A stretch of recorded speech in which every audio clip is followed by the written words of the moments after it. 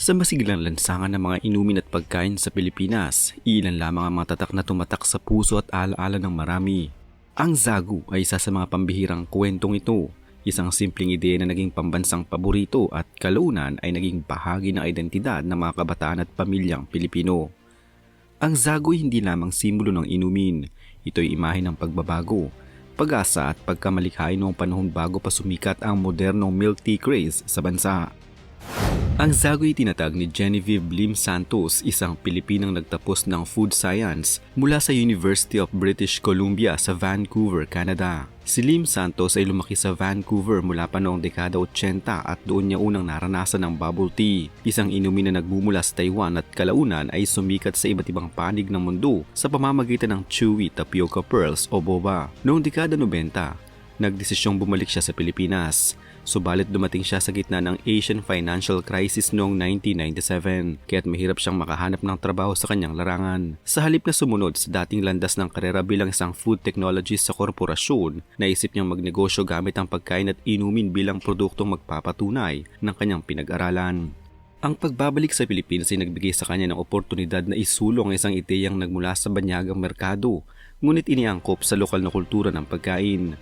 Ang konsepto ay batay sa bubble tea, ngunit hindi niya itinulad ito ng eksakto. Sa halip, pinalocalize niya ito sa panlasa ng Pilipino. Tinanggal niya ang tea base at ginawa niya itong pearl shake, isang timpla ng flavored drink, yellow at chewy tapioca pearls. Noong Abril 1999, opisyal niyang binuksan ang kauna-unahang Zagu outlet sa A. Mabini Street sa San Juan, Metro Manila. Isang roadside kiosk kung saan ipinakilala ang dalawang pangunahing flavor, taro at honeydew. Ang pangalan na Zagu mismo ay isang glamorized o pinaayos na pangalan ng salitang sago, ang lokal na pangalan para sa tapioca pearls. Pinili ito hindi dahil sa malalim na kahulugan, kundi dahil ito ay madaling tandaan, tunog moderno at mas nakakahimok sa mga consumer kaysa sa tradisyonal na tawag na sago. Mabilis na sumulpot ang interes ng mga Pilipino sa bagong klaseng inuming ito. Sa una, mayroon lamang dalawang flavor ang Zagu, ang taro at honeydew, na sinasample muna sa mga customers sa coffee shop ng kanyang ama bago pa ma-launch ang kiosk. Ang direktang pag-eksperimento at pagkuha ng feedback mula sa tunay na merkado ang nagpatunay na may potensyal ang produkto bago ito inilunsad sa publiko. Mula sa simpleng sampling at maliit na stall, mabilis na kumalat ang usapin tungkol sa kakaibang inumin. Maraming tao ang naengganyo dahil sa pagkakaroon ng chewy tapioca pearls, bagay na bago pa noon sa karamihan ng Pilipino at hindi pa karaniwang nakikita sa mga inumin noon. Ang estratehiya ni Lim Santos ay hindi nakasentro sa mamahaling advertising. Sa halip, siya mismo ang nag-offer ng free taste sa mga customers. Nagpapaliwanag kung ano ang inaalok at nagpaliwanag kung paano ito naiba sa iba pang drink options. Ang ganitong direktang pakikipag-ugnayan ang nagpatunay na ang produkto mismo ang nagbenta ng sarili nitong kasikatan. Sa loob ng 2 taon mula nang mabuksan ang unang outlet, umabot na sa higit 200 na stores ang Zagu sa iba't ibang panig ng bansa. Ito'y dahil sa paggamit ng franchising o authorized dealership model kung saan ang mga negosyante pwedeng mag-operate ng sariling Zagu stall gamit ang brand, recipe at sistema na ibinigay ng Zagu Food Corporation. Ang mabilis na paglawak ng mga kiosk ay hindi lamang dahil sa panlasa ng mga customers, kundi dahil na rin sa pagdami ng mga interested na franchising partners, pati na rin sa paglaganap ng brand sa mga matataong lugar tulad ng malls, palengke, terminal at iba pang public spaces. Noong 2001, ilang taon lamang matapos ang pagkakatatag, nakatanggap ang Zagu ng mga pagkilala tulad ng Most Innovative Business Venture at Most Outstanding Business Venture sa 16th Annual Parangal ng Bayan. Indikasyon na hindi lang popular kundi kinikilala ito bilang isang makabagong negosyo noong panahon na iyon. Ang Zagu noon ay tinuturing na marami na pioneer ng pearl shake phenomenon sa Pilipinas. Isang inumin na kalaunan ay naging trendsetter bago pa sumikat ang modernong milk tea shops. Hindi lamang ang sarap ang dahilan kung bakit minahal na maraming Pilipino ang Zagu noon. May iba pang salik na nagtulak sa kasikatan nito. Affordable at abot kaya. Ang presyo ng Zagu drinks ay mas mura at mas pasok sa budget ng estudyante at ordinaryong mamimili noong dekada 2000. Ang konsepto ng chewy tapioca pearl sa inumin ay bago pa noon sa karamihan ng Pilipino. Ito ay isang kakaibang karanasan na hindi basta-basta nakakalimutan ng mga nakatikim. Para sa maraming mga millennials at mas nakatatandang henerasyon, ang Zagu ay bahagi ng kanilang alaala sa pagkabata. Mga lakad na kasama sa mulang barkada, mga after-school treat o simpleng pagre-relax sa init ng tagaraw habang may hawak na malamig na baso ng Zagu. Hindi imported ang Zagu. Ito'y homegrown para sa ilang mamimili. Ang pagtangkilik sa isang lokal na produkto na nagtagumpay ay nagbibigay ng dagdag na pride. Sa kanyang ruro, ang Zagu ay naging isang cultural phenomenon. Hindi lang ito basta isang drink brand.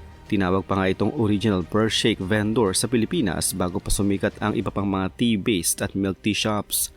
Ang mga kabataan noon ay madalas nakikita sa mga Zagu stall at marami ang nagbahagi ng kanilang mga alaala tungkol sa sariling paboritong Zagu flavor. Mula sa taro at honeydew hanggang sa iba pang mga variants na kalaunan ay na-introduce.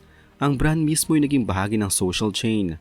Mayroong mga kwento ng mga tao na nag-iipon ng pera para lamang makabili ng Zagu at hindi mabilang ang mga pagkakataon kung saan ito ang naging usapan sa social circle ng kabataan. Habang lumalago ang merkado ng mga inumin sa Pilipinas, unti-unting pumasok doon ang maraming bagong kalahok. Sa pagdating ng modernong milk tea craze noong kalagitnaan ng dekada 2010, nagsimulang magkaroon ng mas maraming flavor options, mas mala-artisan na ang presentasyon at mas agresibong marketing ang mga ibang brand. Ito'y nagresulta sa pag-iba ng panlasa ng mga mamimili, lalo na ng mga kabataan na naghahanap ng mas maraming pagpipilian at mga bagong karansan. Habang patuloy na nag-evolve ang mga trends, ang Zagu ay nakaranas ng stagnation o pagbagal sa pag-expand at visibility sa mga trend-driven na merkado.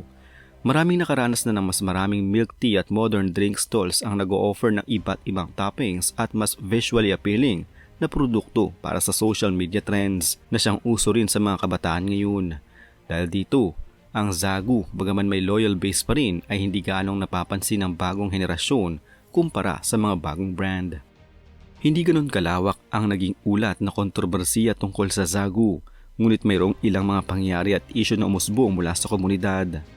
May mga ulat ng mga franchise na nagreklamo tungkol sa royalty fees at pagbago ng mga terms sa paglipas ng panahon. Bagaman hindi ito opisyal na dokumentado ng korporasyon, may mga sinasabi rin sa mga online forums na ang Zagu ay bahagyang bumaba ang presence sa malls at prime locations na nagdulot ng impresyon na nawala na ito sa hype. May mga customers na nakaranas din ng pagbabago sa menu o pagkawala ng ilang paboritong flavors, kaya't nagdulot ito ng sentimental na pagkaka-disappoint sa ilang loyal fans. Hindi naman malaki ang mga isyong ito na naging malaking public scandal, ngunit sapat na ito upang magkaroon ng negosyanteng pag-aalaala tungkol sa kung paano mapanatili ang relasyon sa mga franchisee at consumer habang nagbabago ang merkado. Bagaman hindi na ganoon kalakas ang Zagu kumpara noong peak nito, patuloy pa rin itong umiiral at may presensya sa Pilipinas. Ayon sa mga pinakahuling datos, may higit sa 500 outlets sa buong bansa at pati sa ibang bansang tulad ng United Arab Emirates.